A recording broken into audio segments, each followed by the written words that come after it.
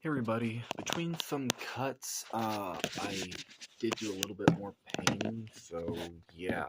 Also, my battery is extremely low, around 9%, so yeah, sorry if the video quality is not the best, or sorry if, I am running low on space, so yeah. Also, you don't, the more important message that I'm trying to elaborate on with some of these videos is like, doesn't you don't have to be an artist. Just follow what you want and what you want to achieve and stuff like that. I know it's easy for me to say that, and I know it's easy because like a lot of adults and a lot older people always say that to their kids, like follow your dreams, you can do it. And then like you actually try to do it, and then you're like bitter because it doesn't really plan out the way you wanted it to because of how cruel the world can be.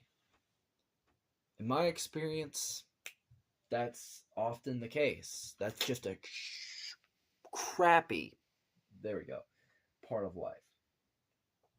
And the thing is that I've learned is that to not let that define you as a person or define any your the work that you want to achieve, because to accept people and do whatever you want with what you like, it's okay to take criticism. It's also okay to do whatever, but you have to be willing to like really commit yourself with anything, not just art, but like if you have a talent and you want to do something with it, don't, you know, let yourself like be dictated by other people, like, or worry about, well, I can't do this because of a budgetary reason, or I can't do that.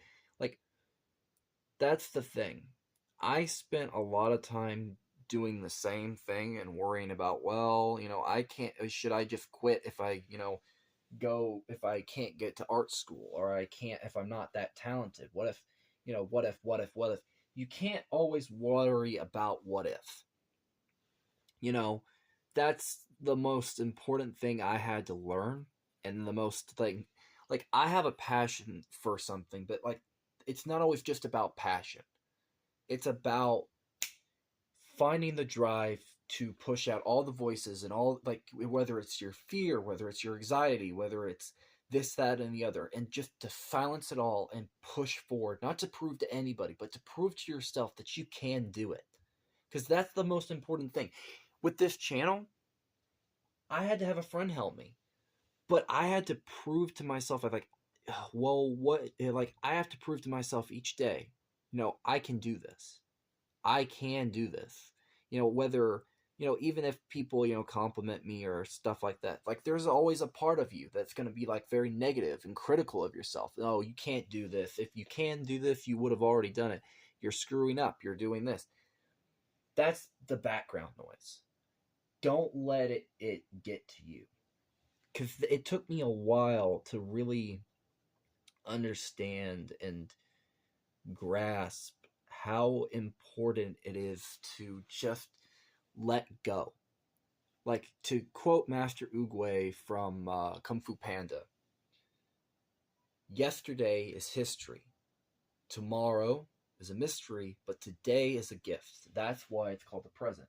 And if you treat each day like a gift, because you'll never know, you can't move forward if you keep living in the past, and you can't worry too so much about the future. You have to treat each day as important as it and as itself. Like, I always question myself, about not just my art, but like, I'm single. I don't have that special somebody. I kind of wonder why, and a lot of people are that way. Dating's hard. Finding someone is hard. Whether it's a guy or a girl, like, I'm not personally gay or stuff, but I know there's some people that are, and maybe they haven't found that special somebody. Maybe they haven't found that love, or they have, or they do have somebody, and it doesn't plan out, or maybe this, that, and the other. My advice, and this is coming from someone who doesn't have somebody, it took me a long time to realize that, even if I don't find somebody, even if I worry about the facts of maybe I'm scared of ending up in a similar predicament of repeating the past, maybe, or I'm scared of. That's the thing. You can't always let fear dictate with your life, because that's the crappy part of life, is that crap is gonna happen. It's gonna happen in ways that you won't be able to predict always. But love and following what you love, whether it's not just love of like somebody, or it's something you want to do, like a love of art, a love of music, a love of literature, or whatever it is you like doing, follow it. Love a child, love an animal. Like, love is so complicated, but so worth it. It is. It's always worth it.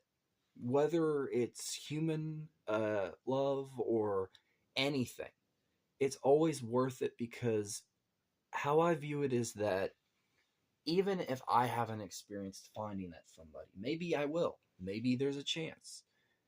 I haven't had the time to date or find that special somebody. You know, I have that weird, socially awkward, jokative personality, but I'm also a very compassionate person. Not even just, if you guys ever had like a problem and you came to like on the channel and you're like, hey, I can't really, like, I'm not having really a good day, I would stop everything I'm doing just to respond and be like, hey, what's wrong? What's going on? Everything all right? Blah, blah, blah. Because that's the type of person I am. That's the way, a lot of people should be. But everybody's always worried about themselves, and they never stop to think about the other person, how somebody else is feeling. Well, I'm not that type of person. Like, if, you know, and when it comes down to it, we everything is always worth it, whether it's your passions, your love of somebody, or love of anything. Finding the drive, the willingness to keep going and keep moving forward, and finding that love of not just somebody but anything in general is always worth it in my eyes, because love is so complicated. It can make you as strong as Superman, and as weak at the same time. It can make you it could be so worth it, because to be honest, whether yeah, you can always worry about the fear of being cheated on. You could always worry about, having that trust factor, or being abandoned, or repeating similar mistakes that your parents made if you had that type of relationship, or just in general, just a toxic person. You're afraid of, like, being controlled, or afraid of like ending up in a darker place than where you were. Like, that stuff happens. That's a natural fear. And that's the more important thing, is that's okay. That's fine. But you can't let it dictate your life.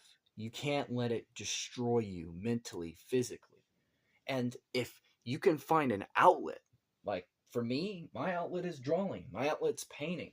My outlet is, I even got these primer color pencils today.